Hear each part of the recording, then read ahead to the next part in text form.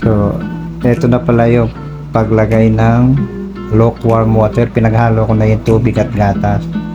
So, ang paglagay niyan, dahan-dahan lang hanggang sa ma-absorb ng flour yung tubig. Oh, ayan na. Nailagay na yung tubig at gatas. Ayan, makikita mo mamumuo siya. Medyo dry siya ng konti, pero lalagyan pa natin ng butter. Yan ang pinakamantika niya.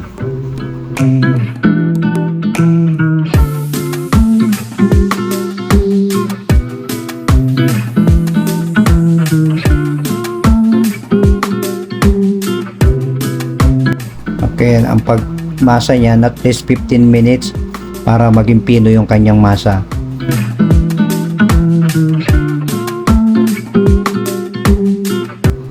Yan, pagka namasa mo na, pino na siya.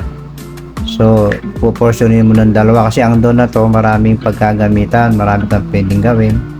Pwedeng gawin french bread, pwedeng burger buns. Kaya ang tawag nito all-purpose dough.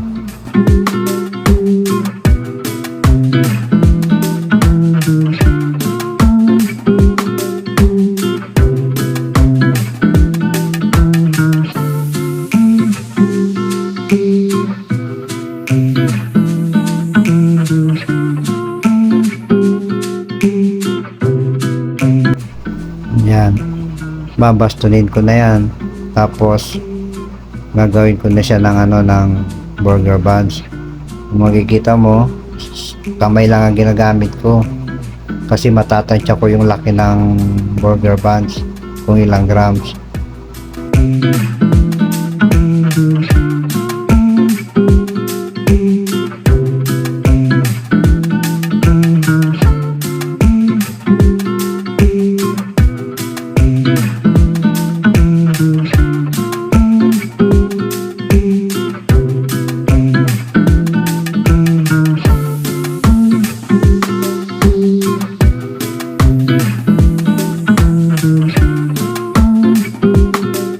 Pagka na portion mo na, bibilugin mo lang. Kailangan ng pagbilog yan, medyo diin mo para masiksik siya ng gusto.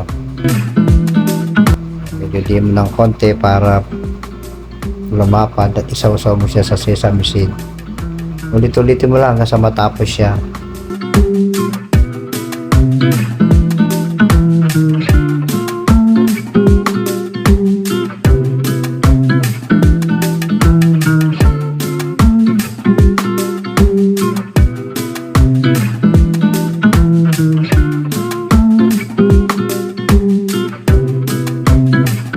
Kaya pag natapos mo lahat, ipaalsahin mo lang at least mga 15 minutes hanggang maging double siya.